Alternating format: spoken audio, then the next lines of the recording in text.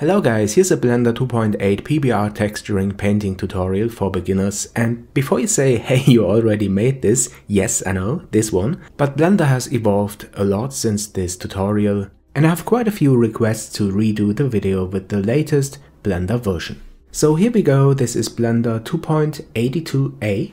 Again, we use the default cube for demonstration, and I also enable my screencast keys add-on so that you can see which keys I'm actually pressing.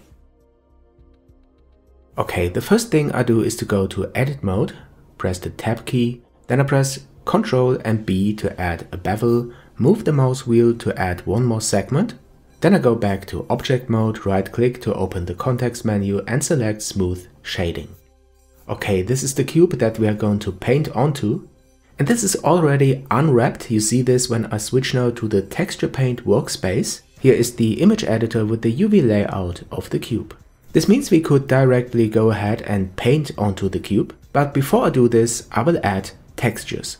First I switch here to the look dev mode so that we can see the material directly in the viewport.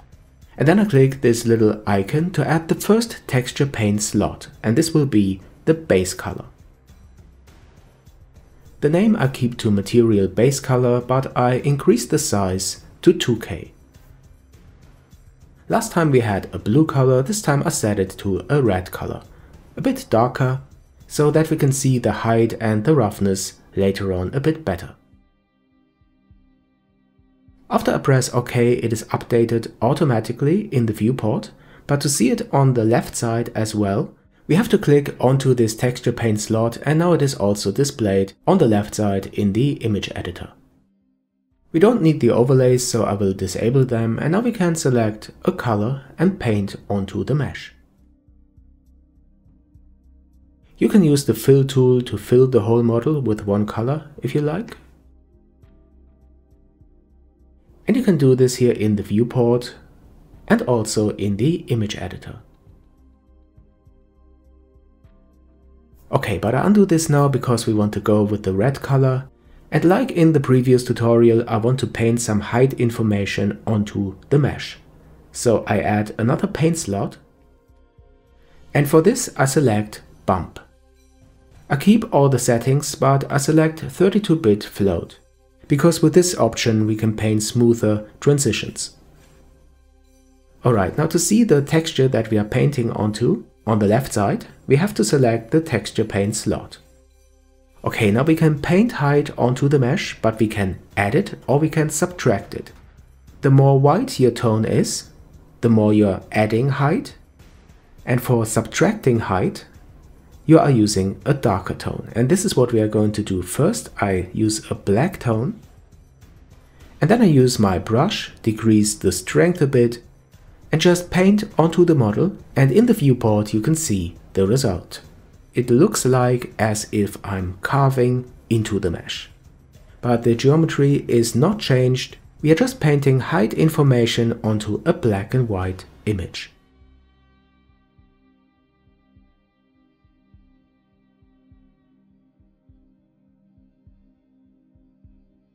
And now let me show you as well how to add height. I turn to a white tone, snap the view, and then paint some kind of dots onto the mesh.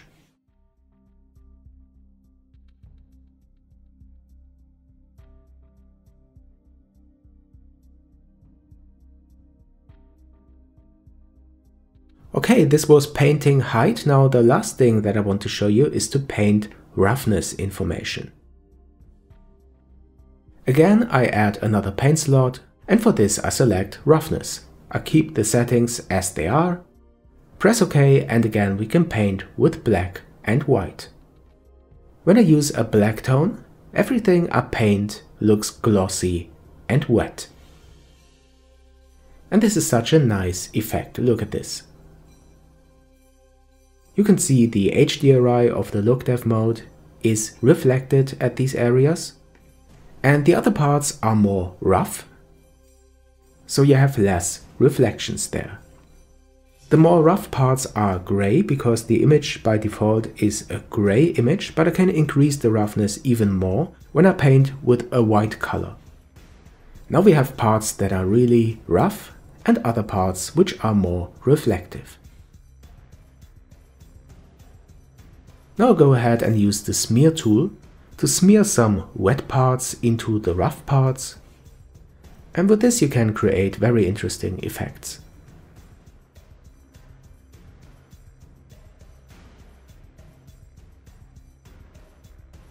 Again, to see the texture that we painted, just select the paint slot.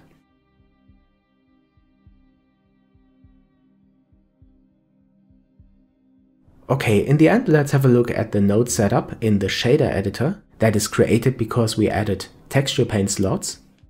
And here you can see that every slot corresponds to an image, the base color, then the roughness, and here the bump map.